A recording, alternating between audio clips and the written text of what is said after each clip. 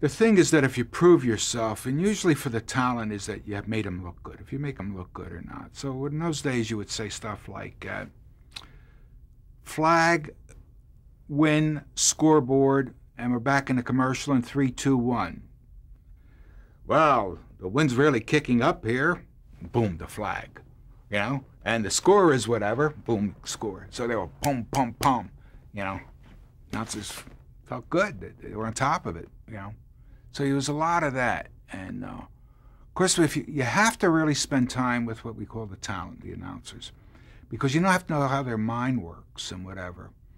And to have your mind in a game, I remember Tom Mack used to be a guard for the Los Angeles Rams, and Roman Gabriel was a quarterback. And one of these announcers came in, and all of a sudden he says, Tom Mack's pulling, and I give him the number and all. And Gabriel, I had to tell him everything. Now he wore his headset loose, and everybody heard my voice. So the phone calls came in, who's that guy calling the play? He should be on the air, not the announcer. Well, everything was all right until the guy says, boy, that was a real sneak play. I mean, they scored. And I said to the guy, they've been doing it all year. I mean, you know, it's the old Lombardi run. Beat us if you can. Here's the run.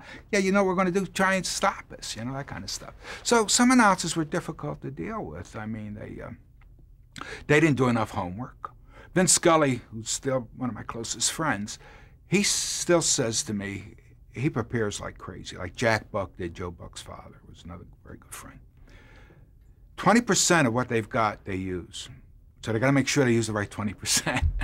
But you know, they have all that knowledge. So when you know, again, when Steve Spurrier was for John Brody, he was on the bench and he would come in at times. Well, I knew on a bad play, I'd take Steve Spurrier on the bench. And this guy go over and say, you're in. But it would be before the action because I knew the game. I knew what he was going to do. I had a feeling. And when horse racing came about, Secretariat, I did the Triple Crown and all, I actually owned horses with Haywood Hale Brune and people. So I knew a lot about horses. So when it came to producing or directing a segment or whatever, I could talk to any trainer, I mean, about whatever. I mean, I knew, and I still know quite a bit about horses. Now, if that's a hobby, I don't know. But, you know, I still love them. You'll find me at the Turf Club all the time. But the thing is that you really have to get your head in the game. You have to think from the talent's point of view of a story.